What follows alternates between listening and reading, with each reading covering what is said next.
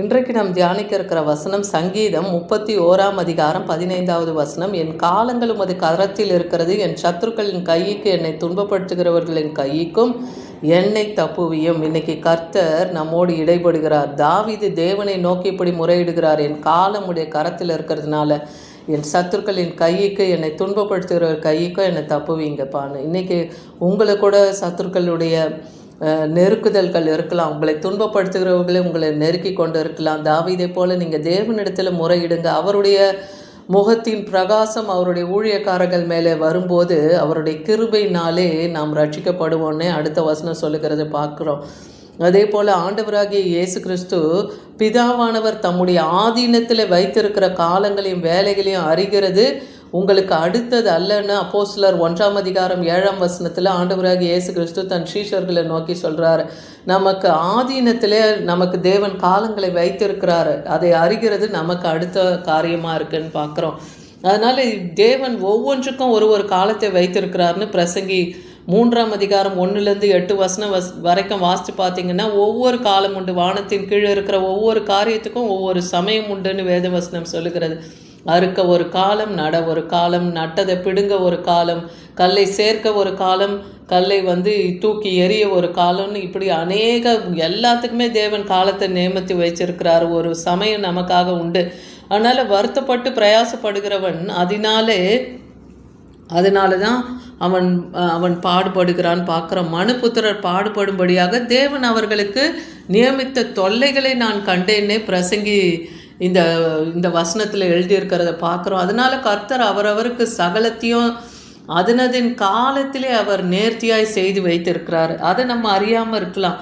உலகத்தையும் மனுஷங்களுடைய இருதயத்தில் அவர் உள்ளத்தில் வைத்திருக்கிறார்னு பார்க்குறோம். அதனால தான் தேவன் ஆதி முதல் அந்த மட்டும் செய்து வரும் கிரியையை மனுஷன் கண்டுபிடியாமல் இருக்கான். ஏன்னா உலகம் அவன் இருதயத்தில் இருக்கிறதுனால, தேவனை அறிகிற அறிவு அவனுக்கு இல்லாததுனால அவனுடைய காலங்கள் எப்படி இருக்கும் என்பதை அவனால் அறிந்து கொள்ள முடியல. ஆனால் ஆதி முதல் அந்த மட்டும் செய்து வருகிற கிரியையை மனுஷன் கண்டுபிடியான்னே சொல்கிறார். ஆனால் நீங்கள் தேவனை தேடுங்க, அப்போ உங்களுக்கு அந்த காலத்தின் கிரியைகளை தேவன் வெளிப்படுத்துவார்.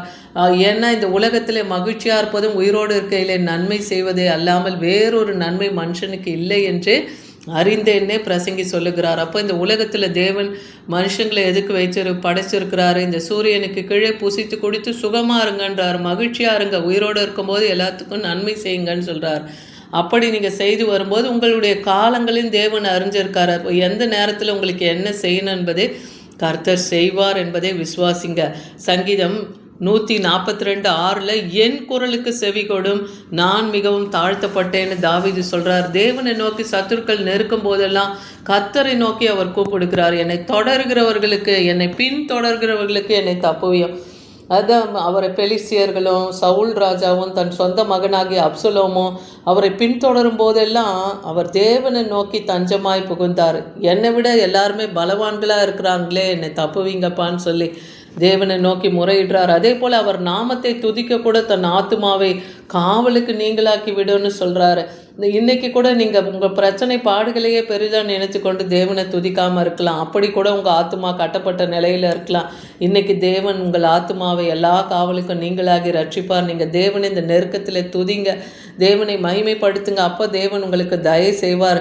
ஏன்னா நீதிமான்கள் தன்னை சூழ்ந்து கொண்டார்கள்னு, அப்படி தேவனை நம்ம துதிக்கும் போது நீதிமான்கள் நம்மை சூழ்ந்து கொள்வார்கள்னு தாவீது இந்த சங்கீதம் 142:7 சொல்லுகிறத பார்க்குறோம்.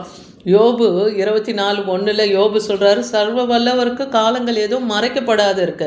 அப்போ அவரை அறிந்தவர்கள் அவர் நியமித்த நாட்களே அறியாது இருக்கிறது என்ன? அப்போ கர்த்தரை நீங்கள் அறிந்திருக்கிறீங்க, அவரையே நம்பி இருக்கிறீங்கன்னா உங்களுக்கு நியமித்த நாட்களை நீங்கள் அறிந்து கொள்ள முடியும். தேவன் உங்களுக்காக வைத்திருக்கிறத உங்களுக்கு தேவன் வெளிப்படுத்துவார். ஏன்னா ஆதியில் உள்ளவைகளையும் அந்தத்தில் உள்ளவைகளையும் நான் உங்களுக்கு மறைக்காமல் அதெல்லாம் வெளிப்படுத்தியிருக்கிறனே முன்பாகவேன்னே வேதவசனம் சொல்லுகிறது. அதுபோல் நமக்கு எல்லாத்தையும் வெளிப்படுத்தி காண்பிக்கிறார். அதனால் நம்ம எதை கண்டோம் பயப்பட தேவையில்லை. சங்கீதம் 17:8 கண்மணியை போல என்னை காத்தருளுன்னு தாவீது சொல்கிறார். என் துன்மார்க்கர் என்னை சூழ்ந்து கொள்கிறாங்க, என் பிராண பயங்கர்கள் என்னை நெருக்கிறாங்க. அப்போது நீங்கள் உங்களுடைய செட்டையின் நிழலில் என்னை பாதுகாத்தருளும் காப்பாற்றோன்னு சொல்லி தேவனிடத்தில் முறையிடுகிறார். சங்கீதம் 143 மூணாவது வசனத்தில் பார்க்குறோம், சத்துரு என் ஆத்மாவை தொடர்ந்து என் பிராணனையை தரையோடு நசுக்கி வெகு காலத்துக்கு முன்பாக மரித்தவர்களைப் போல என்னை வைத்திருக்கிறான். நான் இருளில் இருக்கிறது போல இருக்கிறேனேன்னு சொல்லி தாவீதை நோக்கி, அதாவது மரித்தவர்கள் பூமிக்கு, அதான் மண்ணுக்கு அடியிலே அவங்க புதைக்கப்பட்டிருப்பாங்க, அவங்களால எதுவுமே செய்ய முடியாது. அதை போல நான் நெருக்கப்பட்டு கொண்டிருக்கிறேன். ஆனால் நீரோ கர்த்தாவே என் சத்துருக்களுக்கு என்னை தப்புவியும், நீங்கள் தான் என் புகலிடம் சொல்லி தேவனை நோக்கி அவர் முறையிடுகிறத பார்க்குறோம். சங்கீதம் 17:13 பார்க்குறோம், கர்த்தாவே நீர் எழுந்து அவனுக்கு எதிரிட்டு அவனை மடங்கடியும். நம் சத்துருக்களுக்கு எதிராக கர்த்தர் எழுந்திருக்கணும். அப்போ நம்ம பரலோக ராஜ்யத்தை பலவந்தம் செய்யணும். பலவந்தம் செய்கிறவர்கள் அதை பற்றி கொள்ளுவாங்க இல்லையா? அப்போ தேவனை நோக்கி மன்றாடுங்க. உங்கள் இலையில சத்துருக்களின் போராட்டத்தை, உங்களுக்கு எதிரடையாக வருகிற அத்தகைய கிரியைகளை தேவன் விலக்குவார், உங்களை பாதுகாப்பார். அன்னைக்கு தாவீதுக்கு தேவன் அவருடைய ஆத்மாவை துன்மார்க்கர்களுடைய கைக்கு தேவனுடைய பட்டயத்தினாலே தப்புவிக்கும்படியாக அவர் ஒரு விண்ணப்பம் வைத்தார். கர்த்தருடைய பட்டயம், கிதியோனுடைய பட்டயம்னே பார்க்குறோம். அன்னைக்கு கிதியோனுக்கு ஒரு ஜெயத்தை கொடுத்த தேவன். அவர் பட்டயம் என்பது இருபுறமும் கருக்குள்ளது இல்லையா? அது தேவனுடைய வார்த்தையாக இருக்கு. அவர் ஒரு வார்த்தையை அனுப்பினாலே போதும், சத்துருக்களை அவர் நிர்மூலமாக்கி போடுவார். அதுதான் தாவீது அறிந்து உம்முடைய பட்டயத்தினாலே என்னை தப்புவியன்னு சொல்கிறாரு. அதே போல் அப்போஸ்தலர் 17:26 பார்க்குறோம், மனுஷ ஜாதியான சகல ஜனங்களையும் அவர் ஒரே இரத்தத்தினாலே தோன்ற பண்ணி, அவர் தன்னுடைய இரத்தத்தினால தான் மனுஷர்களை இன்னைக்கு படைத்து வைத்திருக்கிறார் இல்லையா? பூமியின் மீதெங்கும் குடியிருக்கிறவர்களுக்கு எல்லாரும் முன் தீர்மானிக்கப்பட்ட காலங்கள், அவர்கள் குடியிருப்பின் எல்லைகளை எல்லாம் தேவன் முன்குறித்து வைத்திருக்கிறான். அந்த உலகத்தில் எங்கே பிறக்கணும், எங்கே வாழணும் என்பதெல்லாம் தேவனுடைய சித்தமாக இருக்கா. அப்போ எல்லாவற்றையும் அவர் முன்குறித்து இருக்கிறார்னா நம் காலத்தை குறித்து நாம் பயப்பட வேண்டாம். அன்னைக்கு பவுலும் ஒரு இக்கட்டான சூழ்நிலையில் கப்பல் பிரயாணம் பண்ணும்போது, அப்போ பிராண சேதம் ஒன்றும் வராது, கப்பலுக்கு சேதம் உண்டாகும், ஆனால் பிராண சேதம் உங்களுக்கு உண்டாகாதுன்னு ஒரு தூதன் மூலமாய் அப்போஸ்தலர் 27:4 பேசினதை பார்க்குறோம். பவுலே பயப்படாதே, நீ ராயனுக்கு முன்பாக நிற்க வேண்டும். இவர் கைது செய்யப்பட்டு ராயனுக்கு முன்பாக நிற்க அழைத்து கொண்டு போகப்படுகிறார். ஒரு 100க்கு அதிபதியின் மூலமாக கொண்டு போகப்படுறார். அவரோடு கூட மொத்தம் 276 பேர் அந்த கப்பலில் பிரயாணம் பண்ணுறாங்க. யுரக்கிலேதான்ற ஒரு பெரும் காற்று வீசுது.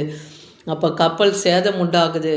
அந்த கப்பல் சேதத்திலிருந்து உங்களை காப்பேன்னு சொல்லி ஒரு தூதன் வந்து அன்று இரவு பேசுகிறார். இதோ உன்னுடனே கூட யாத்திரை பண்ணுகிற யாவரையும் தேவன் உனக்கு தயவு பண்ணினார், அவர்களையும் உனக்கு தயவு பண்ணினார், உன்னையும் மீட்பார், அவர்களையும் மீட்பார்னு சொல்லி ஒரு வார்த்தையை கொடுத்துட்டு போகிறத பார்க்குறோம்.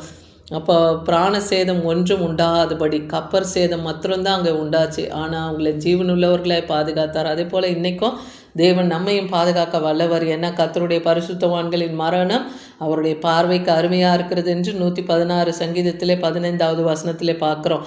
அதே போல் உம்முடைய கிருபையின்படி என் சத்துருக்களை அழித்து என் ஆத்மாவை ஒடுக்கிறவர்களை நீங்கள் சங்காரம் பண்ணும், உமது சங்காரம் பண்ணும், நான் உமது அடியேன்னே சங்கீதம் 143:12 தாவீது சொல்கிறார்.